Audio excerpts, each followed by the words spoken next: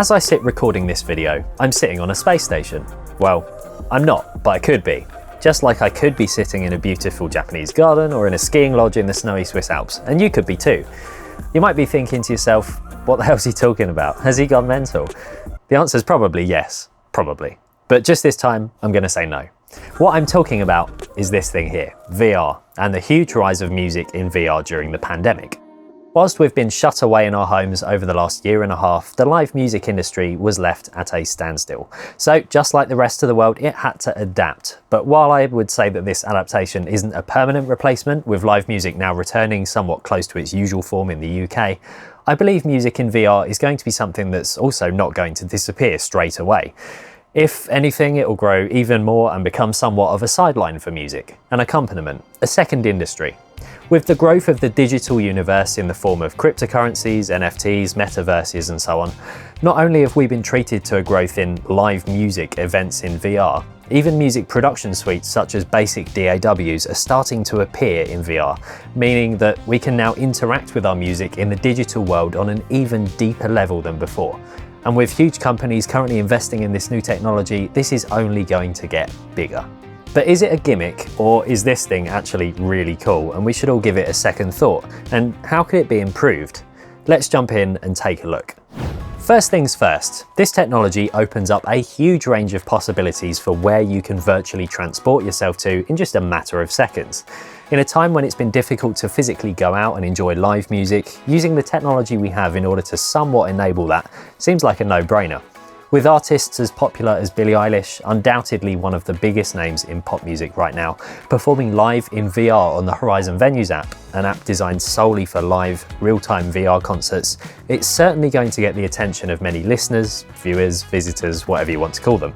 With tickets being paid for these VR events with real money, this opens up the question, is now a good time for you to get into this new and growing market?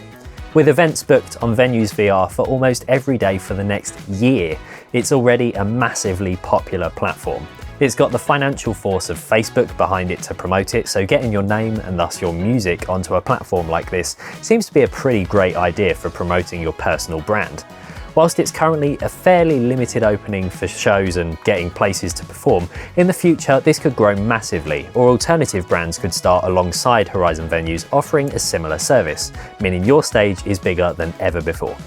A few smaller alternatives do already exist, such as AltSpace VR with their open mic nights and performances. Pretty cool stuff.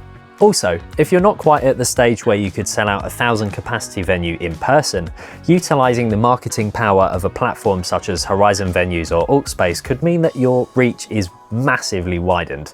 There may not be 1,000 people in your local area who will attend your show, but the target market, if it's increased to millions, well, that expands your reach significantly, pushing ticket sales up, meaning you earn more from your shows.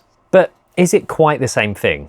Well, no, it's not. Nothing will beat the feeling of physically being at a venue, with the bass pounding your chest and 1,000 eyes staring at you on stage. Can that be emulated? Kind of. At least sonically you can get pretty close. You may have seen our video on binaural recording that we recently released. With binaural recording, you can emulate the sound of an environment in a recording. Not only do you hear which direction the sound is coming from more accurately than standard stereo, but you can also hear the room it was recorded in. You can hear the small nuances, reflections and more all bouncing around inside the room, particularly prevalent in music venues rather than studios, which are typically more dead. And this helps with the immersion. So sure, you can get a feeling of the room and the space the performance is happening in just by wearing headphones. But what about that bass? How on earth are you going to emulate being rattled to the bone by an 18-inch sub? Well, I may just have the solution for you, thanks to one particularly prevalent member of our Discord group.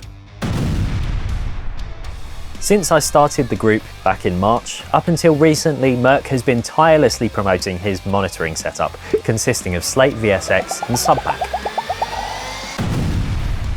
We won't worry about Slate VSX for now, but SubPack could be our answer here.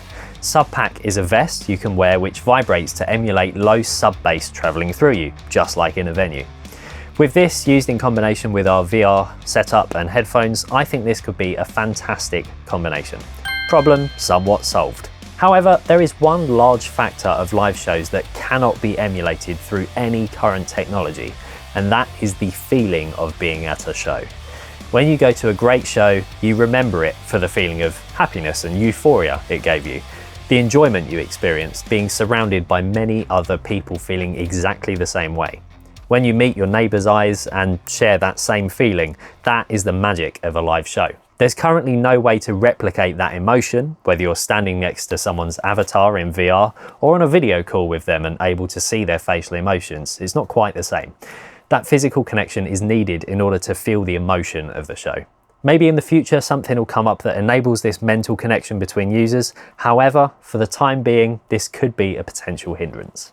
Not only could live performance benefit from VR, but studio production could too. DAWs in VR are a pretty new and uncommon phenomenon, but the potential for creativity and the potential for growth into full studio functionality is huge.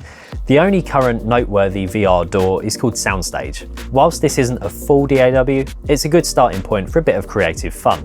You can use keyboards, samples, mixers, etc. to create a song, as well as connecting your MIDI keyboard to play into the editor and edit the MIDI just like you would on a PC. But it doesn't have the full unleashed creativity of a computer-based DAW just yet. But the potential's there. Developers could create a mixing desk and outboard in 3D, connect it to plug-in controls, and you could have a full VR studio while sitting in your bedroom. Obviously, real-world acoustic limitations are going to apply here, so headphones would probably be ideal, but the creativity is just amazing. You're completely isolated from the world with no distractions, and this is the perfect environment for creativity to flow. I really hope a full-fledged studio in VR, complete with tweakable hardware, makes an appearance very soon. Although after having made the 3D model of that desk, I'm pretty tempted to make the whole 3D studio myself now. With the ability to create music using virtual instruments, samples and more, you can write and mix music entirely in VR. All we need now is a fully fledged, dedicated mixing DAW, and you'll never have to leave.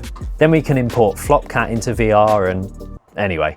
The point of this video is, if you're feeling a little under-inspired or want to perform your music but have stage fright or don't have the local venues around to make that possible, then there is an alternative and it's kind of fun. You can get into VR with a headset like the Oculus Quest 2 here, which costs 299 quid, which really isn't much more than a few plugins. Obviously, this is all relatively new technology and there's plenty of room for growth, such as complete mixing desks, outboard and studios being implemented into VR, as I mentioned before, and that prospect really excites me. The idea of making music so much more tactile while still keeping it in the box and thus keeping costs down is really cool, and I can't wait to see where it goes. If you enjoyed this video and you want to share some ideas you think could work in VR, then leave them down in the comments. I'd love to hear them. Like, subscribe and ding the ding dong, and you'll see us in the next video.